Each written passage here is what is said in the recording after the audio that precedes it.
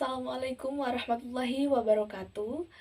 Kembali lagi dengan belajar daring dalam jaringan.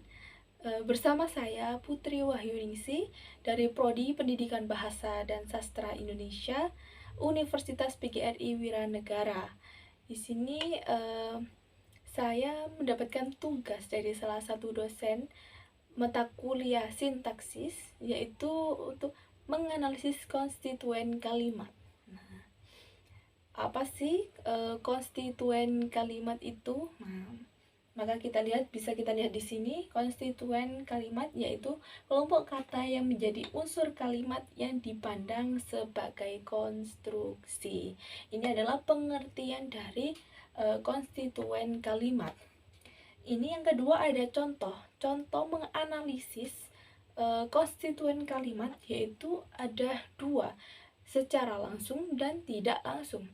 Secara langsung, contohnya pada para peneliti itu sangat hebat. Untuk analisis langsungnya, para peneliti itu sangat hebat. Ini termasuk dalam analisis konstituen secara langsung. Sedangkan secara tidak langsung itu berarti pembagiannya per kata. Para peneliti itu sangat hebat. Nah, itu adalah contoh dari tidak langsung, cara menganalisis konstituen kalimat tidak langsung. Yang kedua ada unsur-unsur dalam konstituen kalimat, yaitu ada dua, unsur wajib dan unsur tidak wajib, di mana unsur wajib itu adalah terdiri atas konstituen kalimat yang tidak dapat dihilangkan. Jadi kata itu menjadi unsur wajib kehadirannya dan tidak bisa dihilangkan. Jika dihilangkan, maka kalimat tersebut tidak bisa diterima. Dan unsur tidak wajib yaitu terdiri atas konstituen kalimat yang dapat dihilangkan. Nah, jadi ini adalah sebaliknya. Contoh pada kalimat mungkin mereka mengirim uang tadi malam. Jika kata keterangan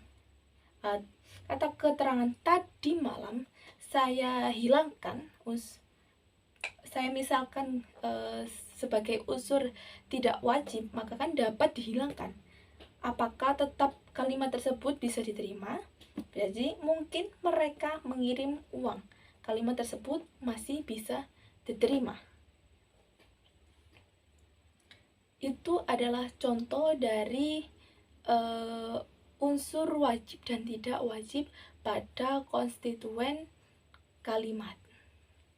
Dan perlu dicatat, perbedaan unsur kalimat yang wajib dan tidak wajib tidak berkaitan langsung dengan bentuk dan fungsi konstituen kalimat. Pada umumnya unsur tidak wajib itu biasanya dan pada umumnya hanya pada keterangan.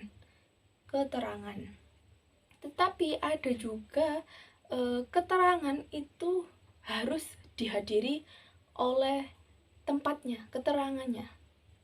Contoh yaitu dia menuju, dia pergi kemana. Nah, itu kan harus ada tujuan atau keterangan yang harus wajib dihadiri oleh keterangan.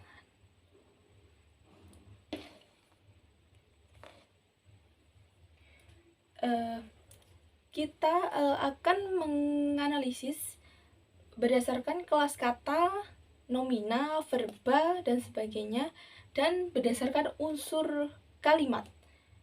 Para peneliti itu, pada contoh yang pertama ini adalah para peneliti itu, ini adalah menduduki unsur subjek, frasa, nomina.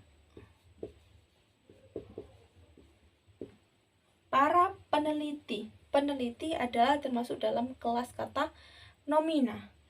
Kenapa kok frasa? Frasa adalah gabungan dari beberapa kata, 2 kata atau lebih, maka bisa disebut sebagai frasa. Sedangkan jika saya, Budi, tidak dihadiri oleh itu dan berdiri hanya 1 kata saja, itu tidak termasuk dalam frasa. Sangat hebat adalah predikat. Predikat, ajek, frasa, adjektiva.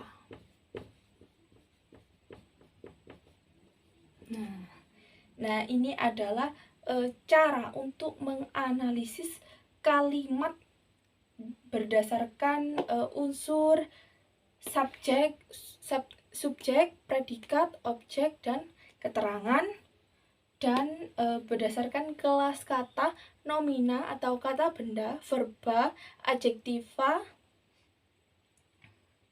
Untuk contoh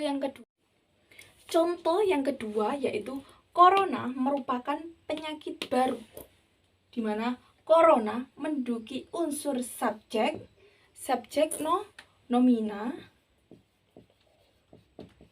kata benda, merupakan adalah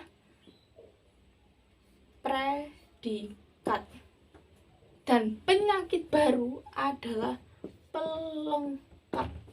Mengapa tidak sebagai objek? Nah, dikarenakan perbedaan antara pelengkap dengan objek adalah jika objek bisa menduduki posisi subjek. Namun, jika pelengkap tidak bisa menduduki unsur subjek. Itu yang membedakan pelengkap dengan objek. Dan ciri-ciri pelengkap yang pertama adalah letaknya setelah predikat dan mengikuti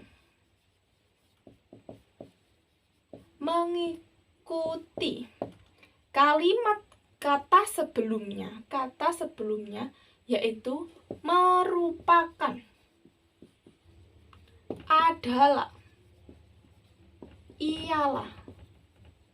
Jika ada merupakan, adalah, ialah, itu setelahnya, kata setelahnya adalah pelengkap, bukan objek. Itu adalah ciri-ciri dari pelengkap. Untuk mempermudahkan, oh ini objek, oh ini pelengkap, yaitu dengan melihat ciri-ciri dari pelengkap. Contoh yang ketiga, dia akan ke sekolah pagi hari. Dia menduduki unsur subjek, nomina. Akan ke sekolah menduduki predikat, frasa,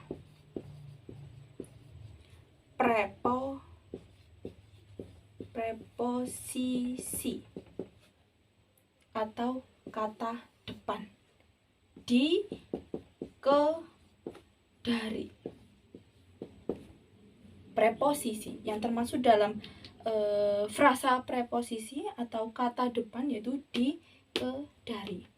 Sedangkan pagi hari adalah keterangan. Keterangan apa? Keterangan waktu.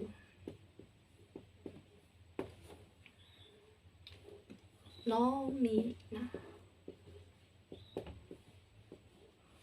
Frasa nomina. Nah, ini adalah contoh yang berpola SPK. Dan ini berpola SPL. Subjek, predikat, pelengkap. Dan yang ketiga adalah subjek, predikat, dan keterangan waktu. Baik, itu saja yang bisa saya sampaikan.